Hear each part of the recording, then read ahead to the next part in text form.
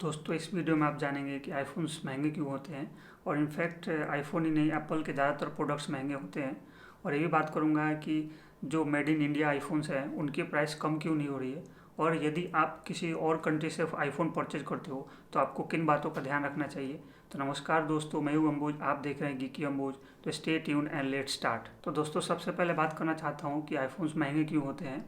तो आईफोन्स महंगे होने का वजह यह है कि आईफोन्स ने जो एप्पल कंपनी है ओवर द टाइम्स अपने प्रोडक्ट अच्छे बनाए हैं और लॉयल कस्टमर बनाए हैं। उसके वजह से क्या होता है कि जो उनका कस्टमर होता है आईफोन्स के जो एप्पल के प्रोडक्ट्स होते हैं उन्हीं के साथ स्टिक करके रखता है।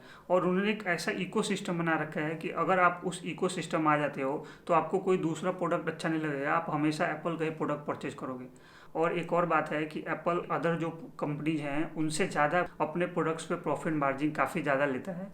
और इसी के वजह से एप्पल आज वर्ल्ड में one of the most top companies में से है, जिसका मार्केट कैपिटलाइजेशन $2 ट्रिलियन है। अब दोस्तों बात करना चाहता हूँ कि आईफोन्स इंडिया में महंगे क्यों हैं। आईफोन्स इंडिया में महंगा होने का वजह यह है कि यहाँ की गवर्नमेंट काफ़ी ज़्यादा टैक्सेज लेती हैं, उस पर अलग टैरिफ लगाए जाते हैं, जीएसटी का अलग से स्लैब्स है। तो इन सब वजह के वजह से काफ़ी क्या होता है कि काफ़ी ज़्यादा टैक्स देना पड़ता है एप्पल को। और ये भी है कि एप्पल का खुद का अपना स्टोर नहीं है, तो वो थर्ड पार्टी के थ्रू यहाँ पे एप्पल के जितने प्रोडक्ट्स है सेल करता है। तो जो थर्ड पार्टी जो होते हैं, जो सेलर होते हैं, उनको काफ़ी सारा कमीशन एप्पल को देना पड़ता है। तो ये सारा चंक भी क्या होता है कि कस्टमर को बियर करना पड़ता है, जिसके वजह से एप्पल का जो प्रोडक्ट होता है उसका प्राइस होता है काफ़ी ज़्यादा बढ़ जाता है इंडिया में। दोस्तों एक और चीज़ बताना चाहता हूँ कि जो आईफोन्स के एक्सेसरीज होती हैं, जैसे ईयरफोन हो गया, चार्जर हो गया या केबल हो गया, इन सब पे एक्स्ट्रा अलग से चार्जेस देने पड़ते हैं, जिसकी वजह से जो प्राइस है और ज़्यादा बढ़ जाता है। तो ये सब प्राइसेज इंक्लूड कर दिया जाए, कमीशन इंक्लूड कर दिया जाए, तो आईफोन का जो प्राइस है काफ़ी ज़्यादा हो जाता है, यूएस के मार्केट से काफ़ी ज़्यादा हो जाता है। और दोस्तों बता दूं कि वर्ल्ड में सबसे कम जो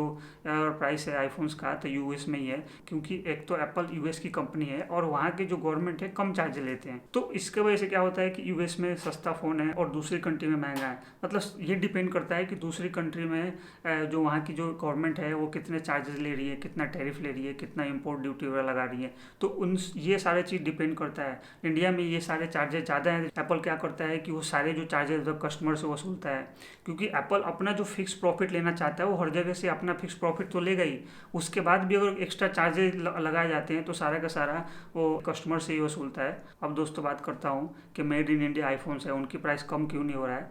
तो प्राइस कम क्यों नहीं हो रहा है इसलिए क्योंकि जो आईफोन्स है इंडिया में उनका मैन्युफैक्चरिंग नहीं होता है, इंडिया में असेंबलिंग होता है। जो आईफोन्स के अलग अलग कंपोनेंट्स हैं वो इंडिया में आता है और इंडिया में उसकी असेंबलिंग होती है और फिर यहाँ से दूसरी जगह भेजा जाता है।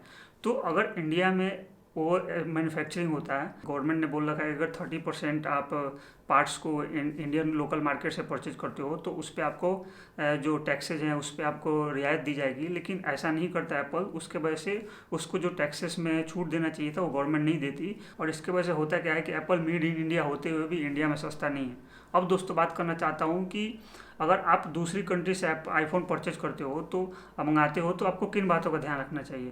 तो अगर आप ई कॉमर्स वेबसाइट के थ्रू मंगाते हो तो एक तो आप मान लो कि आईफोन 12 है तो उसका जो अभी के टाइम में प्राइस है $699 है। तो 699 का तो आपने यूएस से परचेज कर लिया, लेकिन इंडिया में आप आओगे तो आपको शिपिंग कॉस्ट देना पड़ता है। उसके बाद आपको एयरपोर्ट पे आता है, वहाँ पे क्या होता है कि आपको अलग से कस्टम ड्यूटी वगैरह देने पड़ते हैं। तो ये सब सारे चार्जेज इंक्लूड कर दोगे तो जो प्राइस होता है जो इंडिया में प्राइस है उतने के आसपास पड़ता है।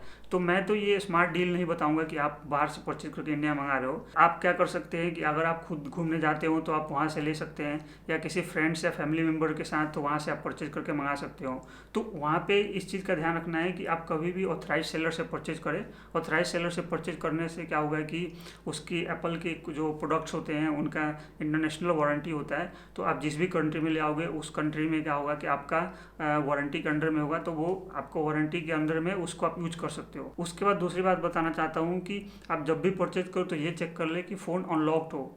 लॉक्ड फ़ोन क्या होते हैं कि जैसे इंडिया में एयरटेल, वोडाफोन, जियो है, तो वहाँ भी जिस भी कंट्री का फ़ोन होता है वहाँ की कुछ फ़ोन कि एप्पल के कुछ फ़ोन वहाँ के साथ डील कर लेते हैं। आप पार्टिकुलर एक कैरियर का 2 साल 3 साल तक सिम यूज करोगे तो वो आपका फ़ोन सिर्फ उसी सिम के लिए लॉक कर दिया जाता है, दूसरे सिम डालोगे तो नहीं चलेगा। तो वैसा फ़ोन अगर आप इंडिया में लेकर आते हो तो आपका फ़ोन नहीं चलेगा, मतलब फ़ोन चलेगा लेकिन अगर आप सिम डालोगे तो आपके फ़ोन में सिग्नल नहीं आएंगे। तो आप मेक श्योर कर लेना कि अनलॉक्ड फ़ोन ले आओ। लॉक्ड फ़ोन ले आओगे तो यहाँ पे चलेगा नहीं। सिर्फ आपका फ़ोन एक आईपॉड की तरह रह जाएगा। तो आप इस चीज़ का ध्यान रखना कि अनलॉक्ड फ़ोन मंगाना है। तो दोस्तों उम्मीद करता हूँ कि आप मेरी बात समझ पाए होंगे। उसके बाद भी अगर कोई क्वेरीज रहता है तो आप कमेंट बॉक्स में कमेंट करें, मैं कमेंट का जरूर रिप्लाई करूँगा। अगर ये वीडियो अच्छा लगा तो लाइक करें, शेयर करें, और चैनल पर फर्स्ट टाइम आए हैं तो सब्सक्राइब भी करें। Thanks for watching this and have a nice day.